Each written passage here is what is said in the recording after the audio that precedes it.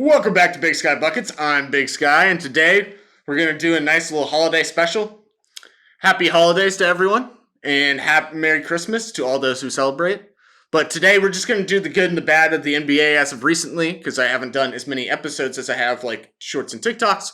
So we're just going to do like 3 good, 3 bad with a nice little holiday spin. We'll call the good ones presents to the NBA, and all the bad ones sacks of coal. Before we get started, if you're new to the channel, please consider subscribing. I'd appreciate all the subscriptions as I get this thing up and going. All the support means a lot to me, and I'd really appreciate it. Give this video a like and comment down below your thoughts. If you're an audio-only listener, give it a rate, give it a listen, and let's get into it. I guess before we get started, just ignore the fake mustache. This thing was not designed for me, but, we're just gonna we're gonna just move past it. You'll learn to just live with it. But there's been a lot in the NBA that I haven't really gotten to talk about. Last thing I talked about was All-Star, like my early All-Star selections. I think some of that has maybe changed a little bit, but that's not really as important. Let's get to the good and the bad as of recently. After Christmas is over, I'll get back to doing my power rankings and we'll get back into the swing of things. But for now, let's just ride this wave. Ignore my voice if it sounds muffled. The mustache is very droopy. The first gift, the first of 3 gifts, 3 sacks of coal. Let's get it. The first gift to the NBA so far as of recently. Coby White. Ever since Zach LaVine has sat with injury, let's be real, he's sitting because they're trying to find a trade for him and they're not really finding any success because we're starting to realize now that the Chicago Bulls, they're not like contenders, but they're starting to find a stride, which is nice. And as someone, I guess, who so far this season has been a Chicago Bulls, I wouldn't say hater, but skeptic, it's very good to see Coby White finally flourishing in this role as, I don't even know if you'd say number 1 option, but like one of the main options. And the numbers would indicate it too. Right now, the Chicago Bulls have won 7 of their last 10. So they're 7-3 in their last 10. Coby White is averaging 17.6 points per game, 4.1 rebounds per game, and 4.9 assists per game, which is great. That's really good for him.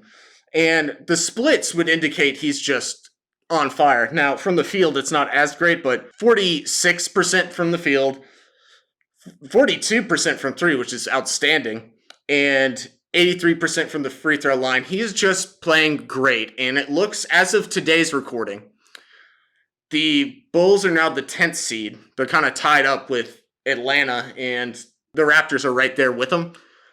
They really have a chance to at least make the play-in again.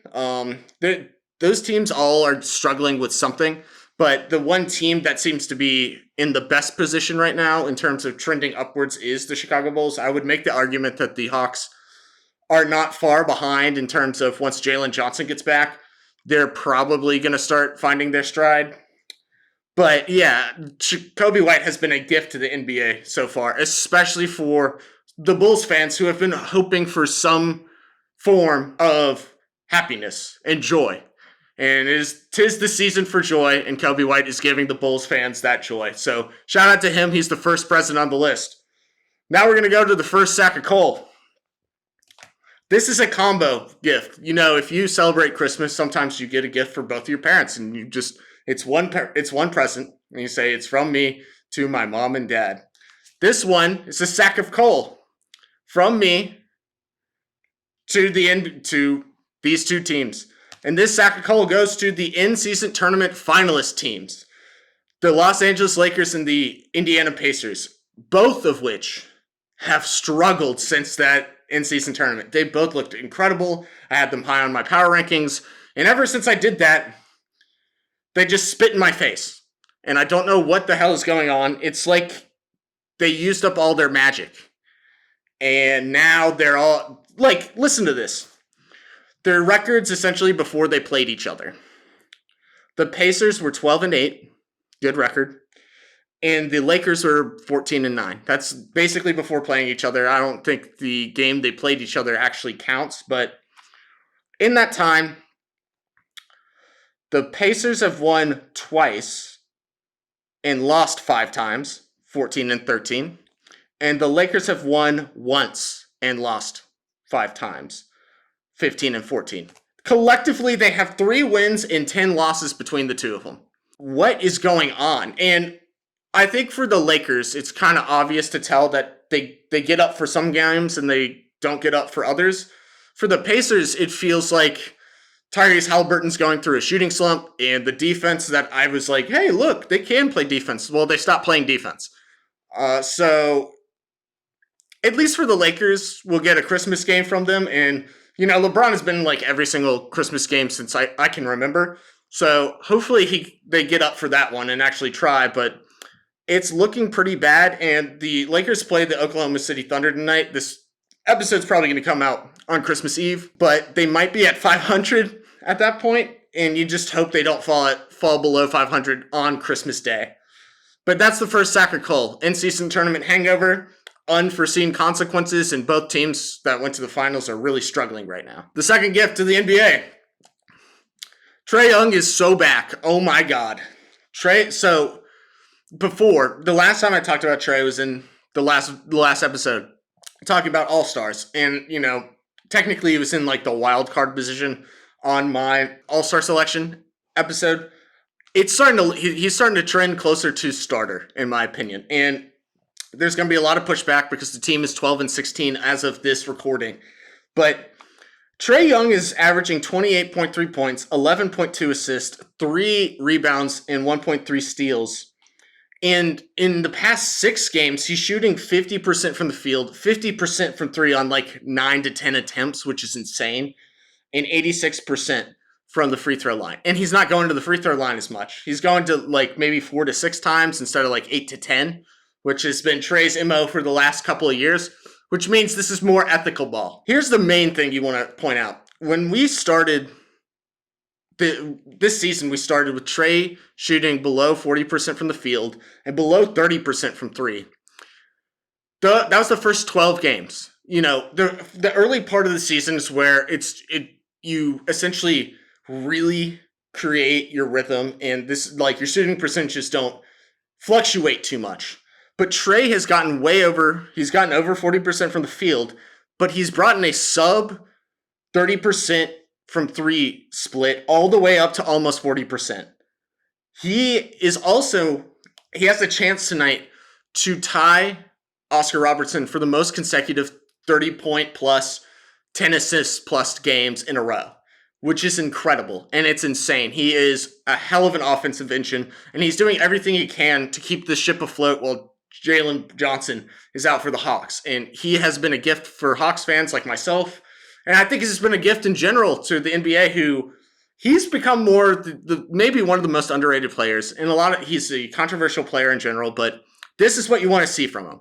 And if he can shoot like this when the team can play a little bit better or have better defensive and offensive abilities and contributors like Jalen Johnson next to him, this team can start to get back to where they were, which was above 500 before Jalen Johnson went out.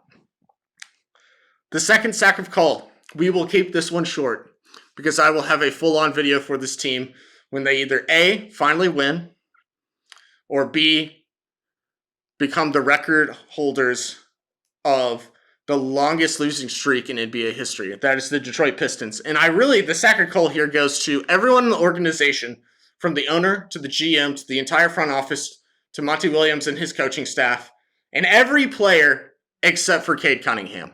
Because Cade is trying his hardest with no spacing, there's no sense of identity offensively or defensively, but he is trying his best, and everything around him is just crumbled and fallen. It is it's terrible, but we're just gonna look again. One of the sacks of coal had to go to them. It's been so brutal, and that the game they most recently lost to the Jazz, that was tough. They have a chance tonight against the Brooklyn Nets, who are like the 9th seed right now. You never know. It's basketball. Any given day, a team can win, but every team that plays the Pistons right now is playing like they're in the NBA Finals because no one wants to be the team that loses to the team that's lost 25 in a row. The third and final present gift. This is another combo one. This one is going to Damian Lillard and Giannis Antetokounmpo.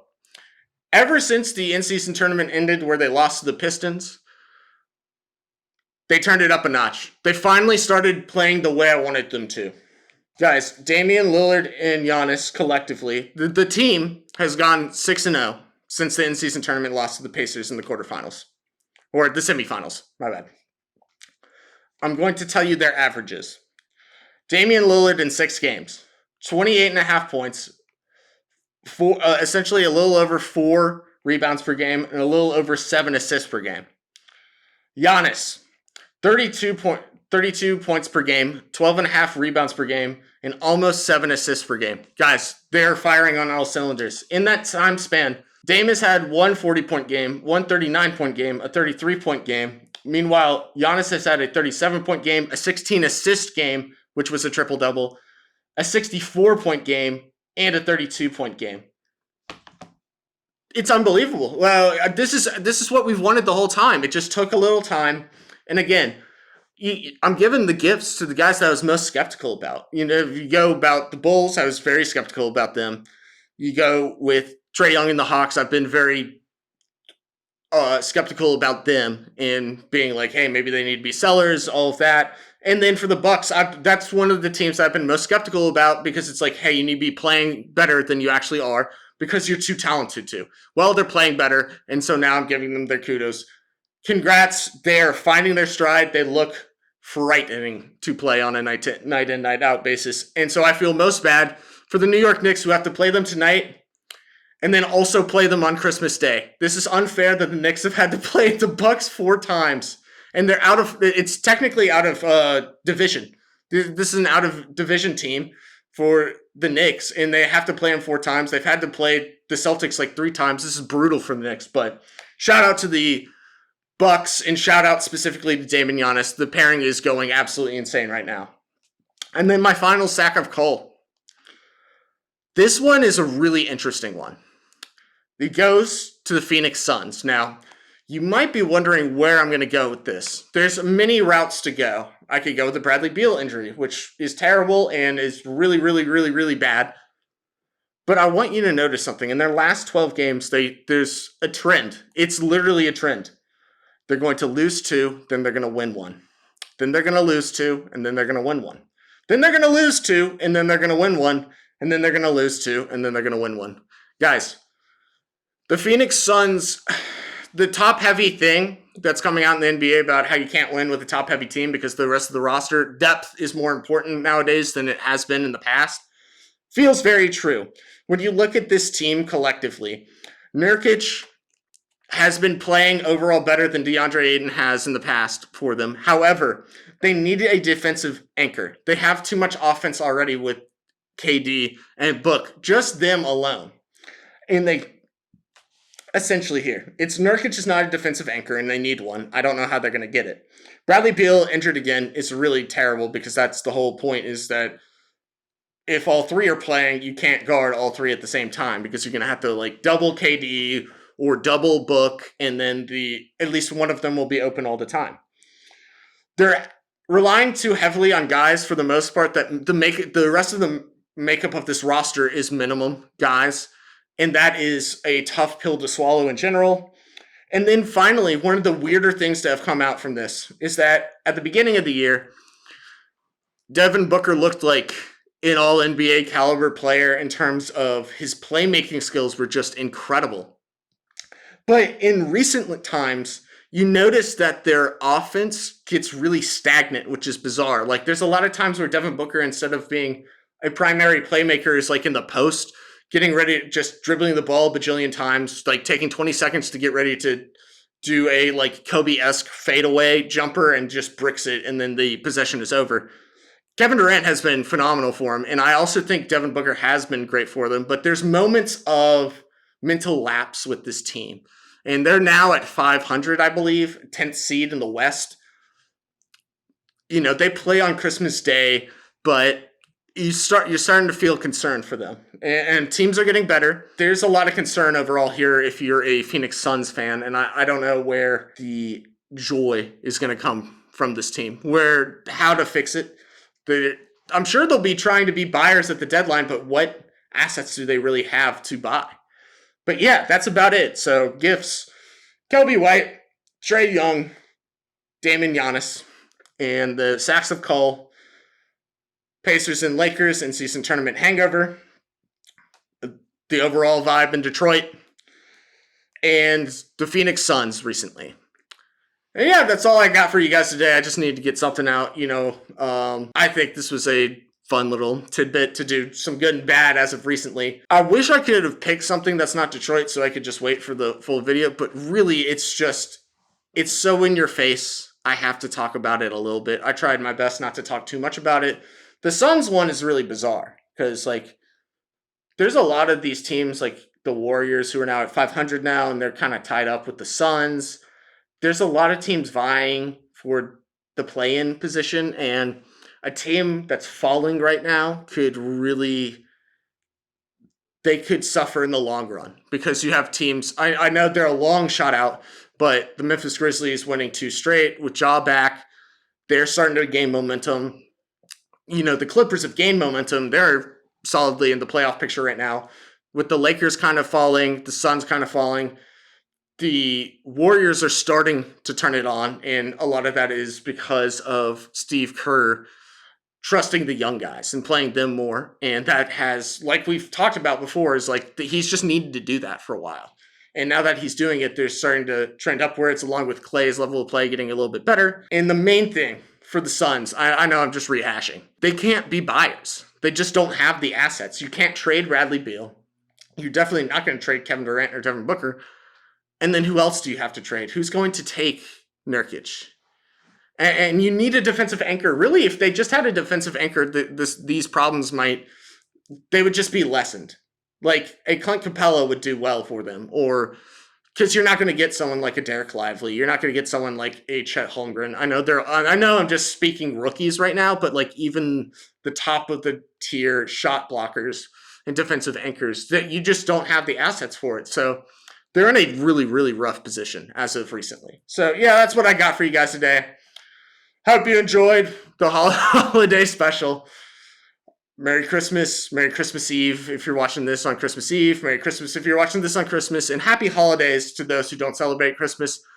I hope you guys enjoy your time off from work and find something to be happy about. I will see you later this upcoming week. We'll get back into the swing of things, but I'll have some more shorts and TikToks out for you. Sub, like, comment, all that good stuff. And I'll see you guys later. Peace.